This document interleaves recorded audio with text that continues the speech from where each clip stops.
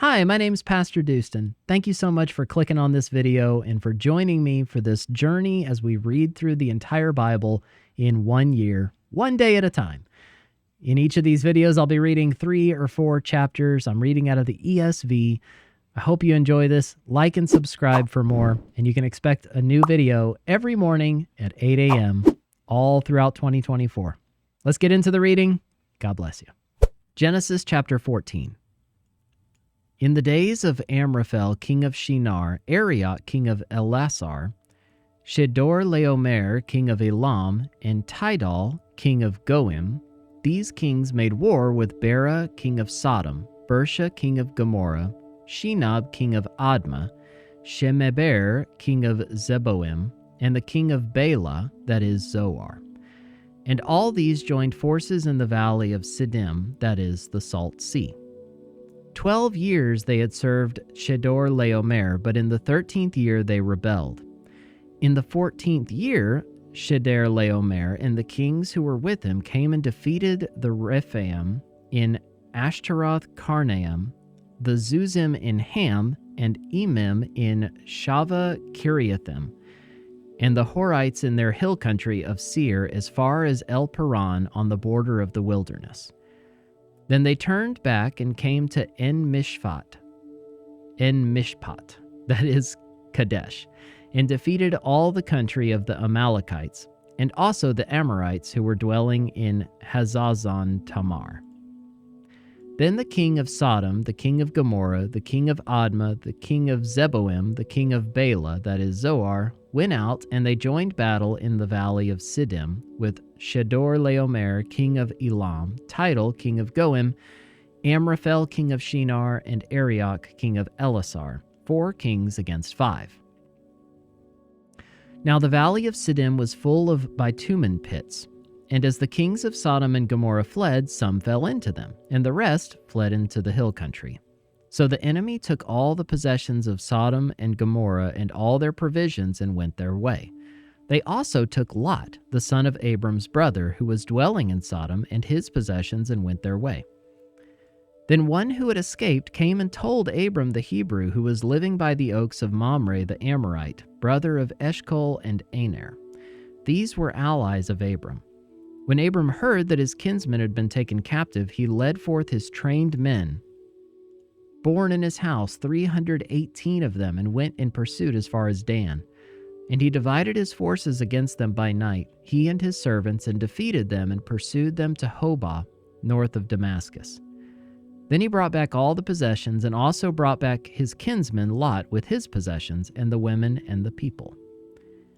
After his return from the defeat of Chedorlaomer and the kings who were with him, the king of Sodom went out to meet him at the valley of Shaveh, that is, the king's valley. And Melchizedek, king of Salem, brought out bread and wine. He was priest of God Most High. And he blessed him and said, Blessed be Abram by God Most High, possessor of heaven and earth, and blessed be God Most High, who has delivered your enemies into your hand. And Abram gave him 1/10 of everything, and the king of Sodom said to Abram, Give me the persons, but take the goods for yourself. But Abram said to the king of Sodom, I have lifted my hand to the Lord God Most High, possessor of heaven and earth, that I would not take a thread or a sandal strap or anything that is yours, lest you should say, I have made Abram rich. I will take nothing but what the young men have eaten, and the share of the men who went with me. Let Aner, Eshcol, and Mamre take their share. Genesis chapter 15.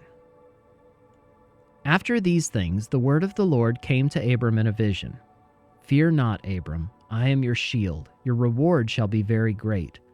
But Abram said, O Lord God, what will you give me? For I continue childless, and the heir of my house is Eleazar of Damascus.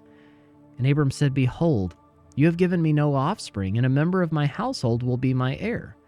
And behold, the word of the Lord came to him. This man shall not be your heir. Your very own son shall be your heir. And he brought him outside and said, Look toward heaven, and number the stars if you're able to number them. Then he said to him, So shall your offspring be. And he believed the Lord, and he counted it to him as righteousness. And he said to him, I am the Lord who brought you out from Ur of the Chaldeans to give you this land to possess.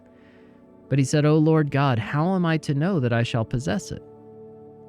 He said to him, Bring me a heifer 3 years old, a female goat 3 years old, a ram 3 years old, a turtle dove, and a young pigeon. And he brought him all these, cut them in half, and laid each half over against the other.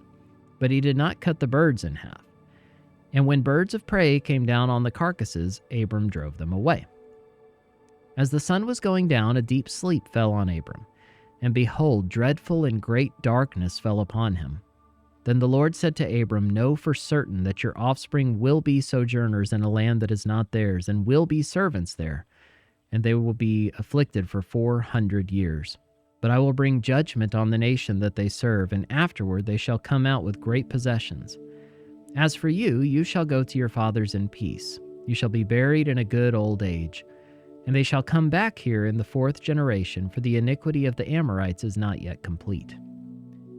When the sun had gone down and it was dark, behold, a smoking firepot and a flaming torch passed between these pieces. On that day the Lord made a covenant with Abram, saying, To your offspring I give this land, from the river of Egypt to the great river, the river Euphrates, the land of the Kenites, the Kenizzites, the Cadmonites, the Hittites, the Perizzites, the Rephaim, the Amorites, the Canaanites, the Girgashites, and the Jebusites. Genesis chapter 16. Now Sarai, Abram's wife, had borne him no children. She had a female Egyptian servant whose name was Hagar, and Sarai said to Abram, Behold now, the Lord has prevented me from bearing children. Go in to my servant, it may be that I shall obtain children by her.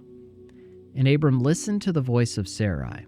So, after Abram had lived 10 years in the land of Canaan, Sarai, Abram's wife, took Hagar the Egyptian, her servant, and gave her to Abram, her husband, as a wife. And he went in to Hagar, and she conceived. And when she saw that she had conceived, she looked with contempt on her mistress. And Sarai said to Abram, May the wrong done to me be on you. I gave my servant to your embrace, and when she saw that she had conceived, she looked on me with contempt. May the Lord judge between you and me.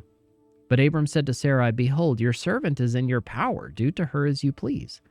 Then Sarai dealt harshly with her, and she fled from her.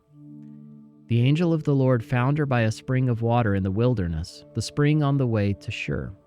And he said, Hagar, servant of Sarai, where have you come from, and where are you going? She said, I am fleeing from my mistress Sarai. The angel of the Lord said to her, Return to your mistress and submit to her. The angel of the Lord also said to her, I will surely multiply your offspring so that they cannot be numbered for multitude. And the angel of the Lord said to her, Behold, you are pregnant and shall bear a son. You shall call his name Ishmael, because the Lord has listened to your affliction. He shall be a wild donkey of a man, his hand against everyone, and everyone's hand against him, and he shall dwell over against all his kinsmen. So she called the name of the Lord who spoke to her, You are a God of seeing. For she said, Truly here I have seen him who looks after me. Therefore the well was called Be'er Lahai Roi. It lies between Kadesh and Beret. And Hagar bore Abram a son, and Abram called the name of his son, whom Hagar bore, Ishmael. Abram was 86 years old when Hagar bore Ishmael to Abram.